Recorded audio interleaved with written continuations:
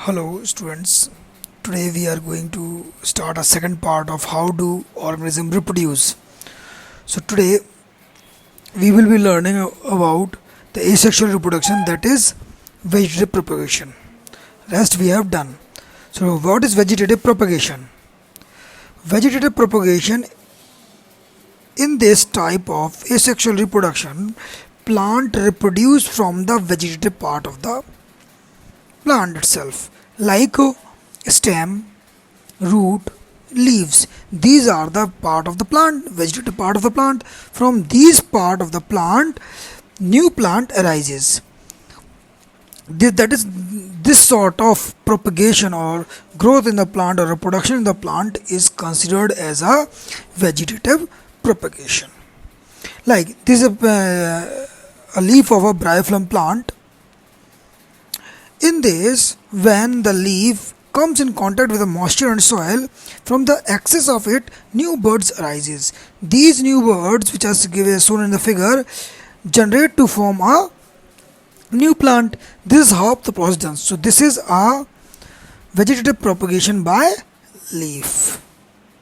Now, as you all know, potato is considered as a stem. Why it is stem? Because it has buds. Any vegetative part having nodes and internodes into it, these are the eyes of the potato, is considered as nodes, and between the two nodes there is an internode. If any vegetative part having nodes and internode, then it is considered as a stem. So potato is a stem. So when we keep potato for a couple of one or couple of days or week, we find a new bud arises from the nodes of it or eyes of a potato. So it can germinate from that as well. So that means it can regenerate from that as well. So this is a vegetative propagation by stem. And root, you might be knowing, carrot, radish, these are the roots. Okay. Now coming to the type of, these are the all what we have studied. These are natural vegetative propagation. Now coming to the artificial vegetative propagation. Artificial vegetative propagation means human are doing something to make sure that asexual reproduction or propagation takes place. So that is an artificial thing. Whenever human interferes the process, natural process, that comes under artificial thing. So this is an artificial thing. It can be done by 3 steps: cutting, layering and grafting. What is cutting?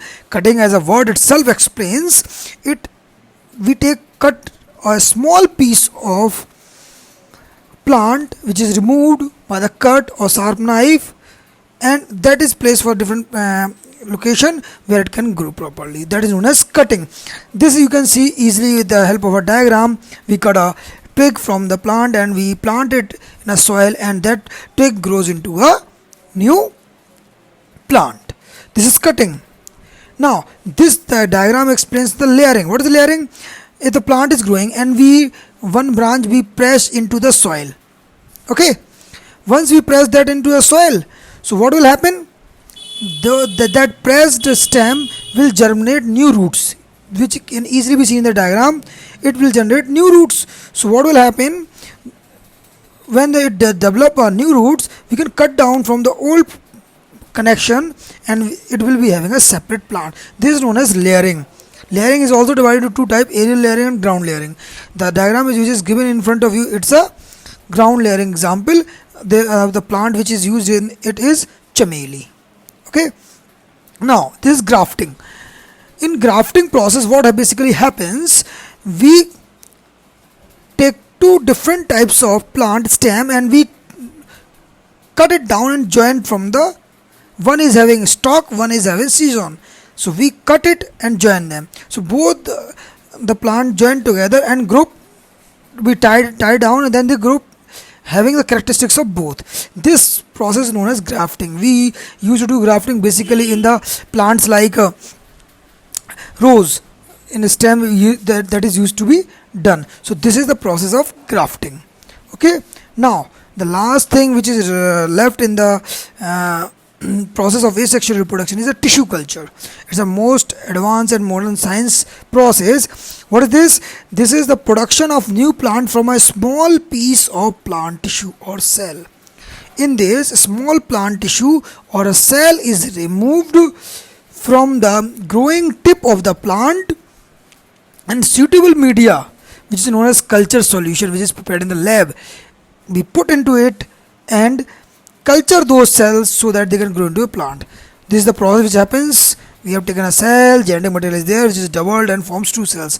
This is a very microscopic process which is given in the diagram, so that you will understand how a germinative cells is taken and kept in the lab in a culture media where it grows. When it grows up to a certain level, then it can be planted somewhere else. This is the process of tissue culture. Is very important process. Nowadays it is very useful process, so that's why it is practiced.